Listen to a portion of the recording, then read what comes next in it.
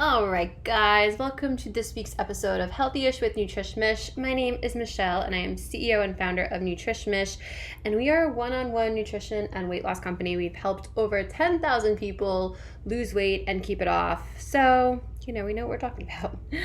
All right, so where the hell did summer go, guys? Like, I look forward to it all year long, and now it's over. August is like the Sunday, like the chronic Sunday of the year. It's like you just know September is coming, but September has some good things, because here's the thing about summer. Summer is amazing and wonderful, but nutritionally, in my opinion at least, it's one of the toughest times of year because, some might argue that the holidays are the toughest time of year, and the holidays definitely have their challenges, but the holidays are like, it's a shorter period of time, and like the clothes are just baggier. And I don't know. I find summer to be tough because it's very unstructured. It's, it's 3 months. It's a long time. And, there's a lot more drinking. There's a lot more parties. And, I don't have kids or anything like that. But, if you have kids, they have parties and there's just no schedule. I think summer is very challenging nutritionally. So with summer wrapping up, I've always kind of found that September was sort of just like a mini New Year. Like that's always what I've called it. I've always kind of called it mini New Year. And even if your schedule doesn't change, even if you don't have to go back to school or your kids don't go back to school, there's just kind of this like energy of reset in the air. And when you kind of have that reset energy, and then this especially applies if your schedule actually is changing. So if you're a teacher, you have kids or something like that, you don't have any predetermined habits for it. So you have this really great opportunity to kind of start with really fresh, nice new habits, opposed to trying to, change ones that are kind of set, which is definitely a lot harder to do. So what I wanted to go over with you guys today is some tips and tricks that I have seen work over the years so that you guys could really take advantage of this season and develop a really nice, strong foundation going into the holiday season. So I know in September, we end up getting a lot of new clients who come in who just feel like they, maybe gained a little bit of weight. They had a very unstructured summer. Maybe they were drinking too much. Maybe it's the first time that you've had to put on jeans in a little bit and you're like, oh no. And if you're coming to somebody like us, who's gonna really do the right thing and work with you and change your nutrition habits and really try to find something that's gonna work for you long term, that's what you gotta do. Unfortunately, what a lot of people do instead is they, go to kind of old diet programs that maybe they had a little success with in the past. And I define success with weight loss as did you keep it off? So in my opinion, if you didn't keep it off, it didn't work. But I know that the popular kind of culture and popular belief is that it's us, not them. So if you tried something and maybe you lost some weight, but then you gained it back, you think it's your fault, and it's not. It's designed that way. But my suggestion to you is don't go on a diet. Don't do that program that worked for you one time, because if you gain the weight back, then it didn't really work. And don't call your mother's friends, cousins, sisters, iguana who sells that super overpriced shake that doesn't actually do anything. It's just a low calorie shake. Here, what I want you guys to do, and I've talked about this in previous episodes, change your eating habits. And if you need help, that's what we do. But when you're trying to find a nutrition philosophy that works for you, you want to look for 3 things. And I covered this a lot in previous podcast episodes, but it's worth repeating.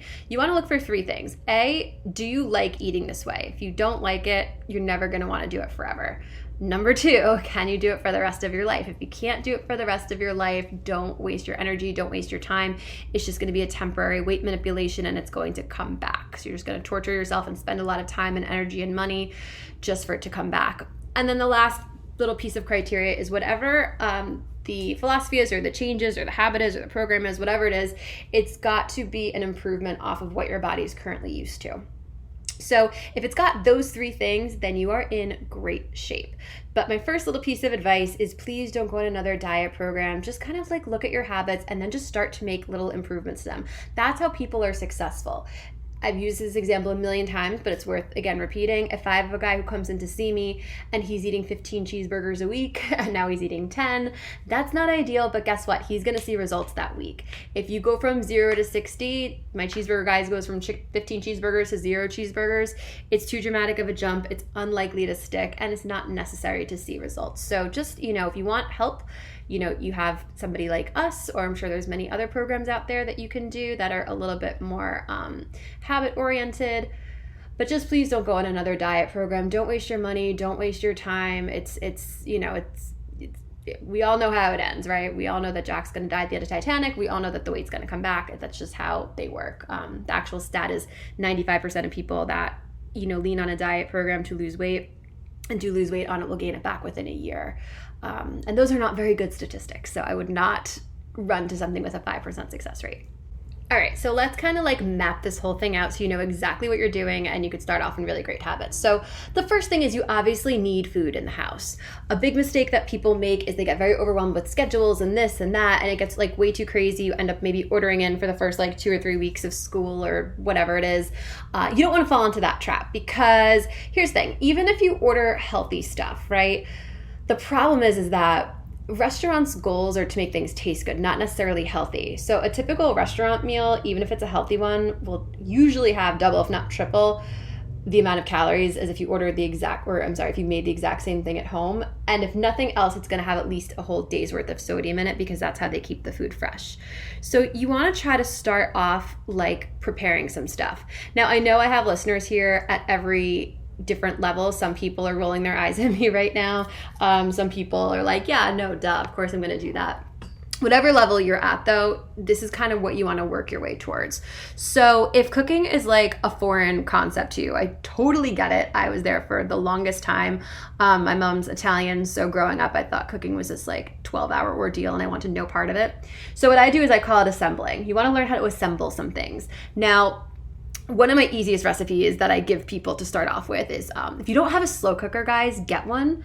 You just put things in it and then you walk away and you have a meal. Like, you really can't screw it up. I give my college frat boys these things. But just like as simple as like a barbecue chicken. If you take chicken breast and you put some barbecue sauce in the crock pot and then you let it cook for either 4 hours on low or 6 hours on high, it kind of shreds all by itself, and that's a meal. Like, it could be as simple as that. So if cooking is such a foreign thing to you, I would recommend looking up some easy crock pot recipes, easy like sheet pan recipes. Like, there's so many things, and take it from somebody who literally started from takeout queen to now.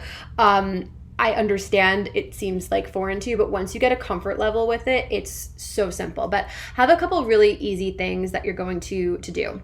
Now, if you already know how to cook, if you already do cook, my suggestion is like, do a brain dump of all the meals that you like to make, just like in a notepad app in your phone. Because what's going to end up happening is you're going to forget all the things that you like to make, or you're just going to remember the 5 things that you've made most recently, and then your kids are going to get bored, or you'll get bored, or you're not going to want what you made. So I recommend like brain dumping all the things that you know that you like to make and just put them all on a list on your phone. Then what you want to do is you want to kind of like plan it out. Like, nobody wants to deal with, what are we doing for dinner tonight at 5 o'clock at night after a long work day? Like, if you should ideally, you want to really know what you're going to eat, especially the first couple of weeks that are super hectic. You want to know what you're going to eat like when you wake up in the morning. You want it all kind of like thought out already. And some people say to me, but I don't know what I'm going to be in the mood for at night. Yeah, listen, that's true. I make this plan for myself every week, and every week I don't stick to it. Every week it's different, but at least I have the stuff. I can swap days, I can swap sides, but at least you have the stuff, you know what I mean? Because again, if it comes down to like it's 5 o'clock and you don't know what you're gonna do, and then you maybe have to go to the grocery store, it's just too many steps, and you're just gonna like rely on takeout. And I don't mind takeout. I just want it to be deliberate. I want it to be because that's what you wanted and you're gonna really enjoy it, not just because you weren't prepared. So brain dump all the meals that you like to make. Just get them all out of your mind, somewhere on a piece of paper, in your phone, whatever. And then what I would recommend doing is like come up with like 1 or 2 lunch options, 1 or 2 breakfast options, and then map dinners out in real time. And again, you can change this, but then when you go to the grocery store, however you do your groceries, like now you already know exactly what you're going to get. Now you're not going to be in the position of having to like run to the grocery store for one thing, or being like, well, I have broccoli and pasta and a spoon and trying to like MacGyver something together. Like you don't want to have to think. So come up with a couple things, try to map it out in real time. Obviously you can change it, and think about your schedule too. Like if it's back to school night, or if it's like, football practice or whatever, that's not the night to make the elaborate meal. Maybe make an elaborate meal if you want to the day before and then have like leftovers or something. But just make sure you're setting yourself up for success with this. So figure out, all the meals that brain dump them somewhere, then map out kind of like what you want to do for the week. And then you have to kind of just come up with a system for getting the groceries in your house if you don't already have one. If you have a partner and you guys kind of split the groceries, or let's say you don't do the grocery shopping, one thing that I find super helpful is, I'm sure Android has a version of it, but I know like for the iPhone, if you go into the list app that comes with the iPhone, you could just create like a what the house needs list or a grocery list from there, and then just share it with your partner, or your partner can share it with you. And then, when you want something, you just put it on the list, and then they just like kind of know to consult the list. You might have to train them a little bit, but they'll get it eventually. But that's kind of like one good system. I personally, for a nutritionist, freaking hate going to the grocery store, especially on a weekend, on a Sunday. It's like birth control in there for me. Like it's just a lot of energy going on in the grocery store on a Sunday, especially when school starts. So that's not where you will find me. I personally like to do all of my grocery shopping online. So personally, I use Amazon Fresh or Amazon Whole Foods. That's what I've used for years. I'm like not sponsored by them. I'm just a fan. It's not actually any more expensive. But there's so many things like that. There's like Instacart. There's 1.5 million grocery delivery services. And look, if that's going to make your life easier, it might be worth the money if it is a little extra. I know with Amazon, if you have Prime, I think if the order's over $35, it's free. So, I'm sure there's so many different ways you can get it. But if grocery shopping is not in the cards that week, you're going to spend so much more on takeout than like whatever the small delivery fee might be. So it's actually probably going to save you money if you can't actually make it to the grocery store, just to kind of do it online. Have somebody do it for you. Nice and simple. I know some people will say with that, but I like to pick out my produce, this and that. To be honest, and again, I really only have experience working with Amazon. Again, not sponsored by them, giving them a lot of free publicity right now, but I'm not. Not that they need it, but I've never actually got a bad piece of, actually, I'm lying. One time I got lettuce that wasn't good in all the years I've been doing this, and they actually sent somebody back and they just brought me lettuce. So their customer service is great. I can't necessarily speak for other companies, but I know most companies will try to do the right thing. And look, even if out of all the times, if you get one or two not so great pieces of produce, it's worth it. And like I said, I've been doing this for a long time, and I'm very picky about my food and my produce, and it's never been a problem for me, for sure. Okay, so once you have a system of getting your groceries, and make that like an appointment. Like the way that I kind of structure my week is I always kind of do my figuring out of what I'm going to eat for the week, usually on either Saturday or maybe Sunday. And then I will schedule a grocery shopping thing like from my couch in the morning. And then I usually have it come the next day. Very, very simple. You just need a good system for it. Like that's what this whole idea is, just finding a good system that will work for you for the fall. So that's kind of like setting you up for the week. Before we get into that, can you say yes to any of these questions? Are you somebody that knows what they should be eating, but you just can't do it consistently? Are you very like all or nothing with your eating habits? Do you feel like you have a really tough relationship with food, where food is in control of you, you're not in control of it? Do you find yourself like chronically on a diet? Or do you find yourself like talking to yourself very negatively around food? Like, oh my gosh, why did you eat that? Or what's wrong with you? Or like, if you want to lose weight, you shouldn't be doing that. Do you find yourself doing any of these things? If you do, you can go on any diet program that you want. You can do whatever you could possibly think of. None of those things are going to solve your problem, because your problem is all in your mindset. I realized a long time ago, very early in my career, that there were some people that maybe just didn't know what they should be doing, and they just needed to learn the right way to eat for them. But there are so many people that know exactly what they should be doing, but their mindset around food prevents them from being able to execute consistently.